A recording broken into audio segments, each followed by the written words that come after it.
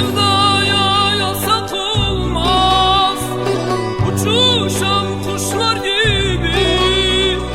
Sevda türküsüz olmaz, yüreğine sor beni. Sevda türküsüz olmaz, sen yüreğine sor beni.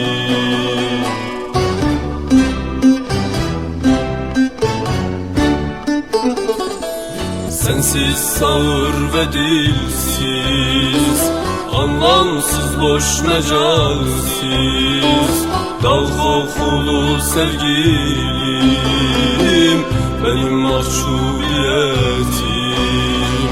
Sensiz sağır ve dilsiz, anlamsız boş mecalsiz, dal kokulu sevgilim, benim mahcubiyetim.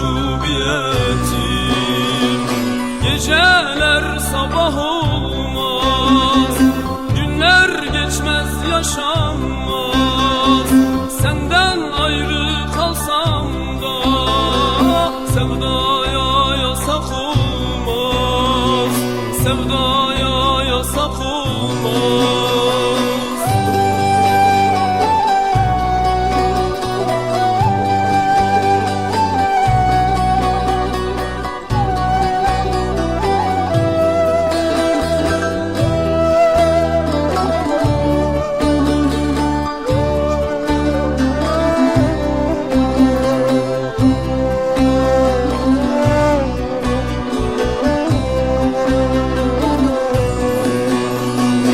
Sabrım hep aynı taşmaz, düşmeden hiç kalkılmaz.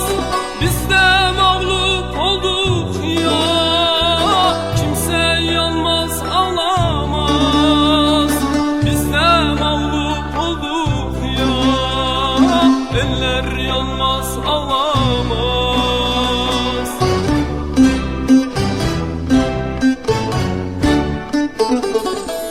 Sensiz sağır ve dilsiz, anlamsız boş mecalsiz, dal kokulu sevgilim, benim mahcubiyetim. Sensiz sağır ve dilsiz, anlamsız boş mecalsiz, dal kokulu sevgilim, benim mahcubiyetim. Geceler sabah olmaz, günler geçmez yaşanmaz. Senden ayrı kalsam da sevdaya yasak olmaz, sevdaya yasak olmaz.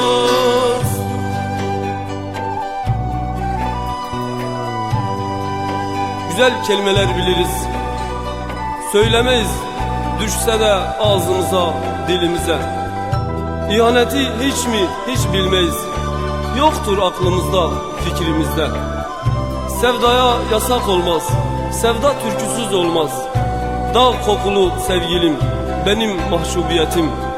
Senden ayrı kalsam da, ben uzaklarda olsam da, hep senden uzaklarda olsam da, sevdaya yasak olmaz, sevdaya yasak olmaz, sevdaya